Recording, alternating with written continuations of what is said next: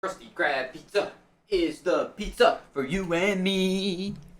They say that life imitates art, and well, that happened today when a pizza delivery man was held hostage after forgetting the customer's drink when he delivered the pizza.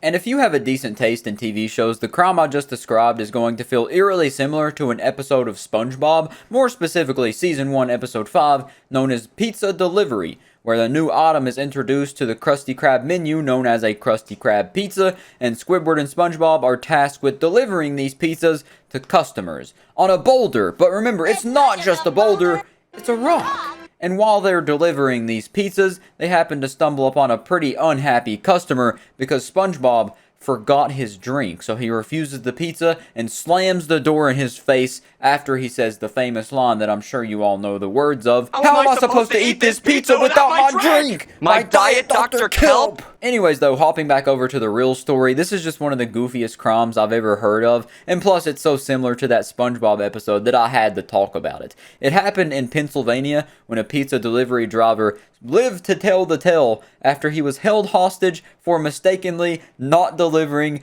the customer's drink along with his pizza. And a direct quote from this article says, according to the complaint affidavit, Leo Lamont Tony, 42, ordered a pizza from a local pizza restaurant, Primo's Pizzas, on December 15th.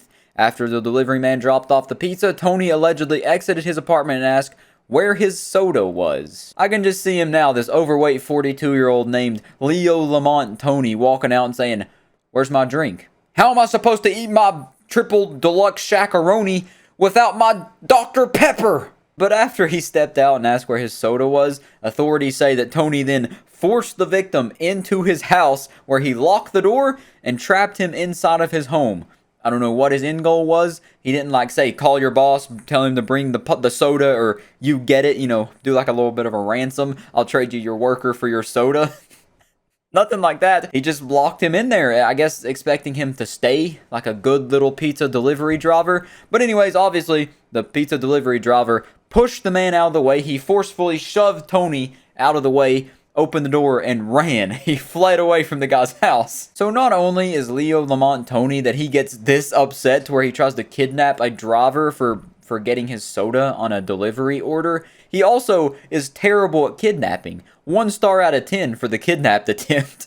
He's terrible at it, man. This guy couldn't even keep his fart in a mason jar. He sucks so bad at keeping things captured, he could probably throw a master ball at a Magikarp and it would still break out of the ball. This dude just sucks at everything. But anyways, after the driver got away from the dude, he obviously went and contacted the police, the Johnstown Police Department, to which the police went to the guy's house and they say they smelled Tony and he smelled of alcohol and he had slurred speech.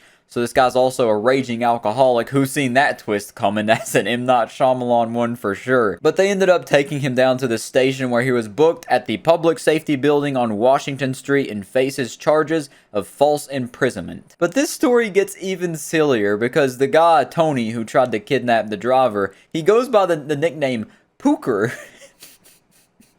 Found that absolutely hilarious on this article, but they also said they aren't even sure if he actually ordered the drink or if he just was expecting one with the meal. Once again, heavily paralleling the actual episode because SpongeBob didn't write down the order coming with a drink. That's how it happens in the episode. I'm sure you don't care, but I'm just saying the similarities are insane. Of course, in SpongeBob, there wasn't an attempted kidnapping, just a door to the face, but that's even better that the dude tried to kidnap the driver. It's so funny. I seen this 2 days ago, and I've been laughing at it ever since. It just keeps popping up to the point where I just decided to record a video on it, because it's just so unbelievably dumb.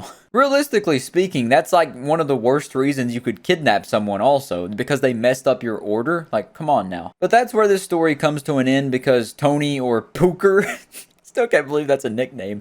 He hasn't been charged yet, or at least there hasn't been any updates saying he's been charged, but I doubt he's going to get anything more than a slap on the wrist, maybe a good kick on the butt out the door and tell him to fix his life or whatever. Maybe a recommendation to AA as well, because false imprisonment charges really only carry a heavy jail time sentence whenever you've actually harmed the victim or placed the victim at risk of serious harm, or if he was restraining a child or restraining someone for a lengthy time, all of which he didn't do because he sucks at kidnapping once again. So he's probably just going to get, at most, community service. Krusty Krab.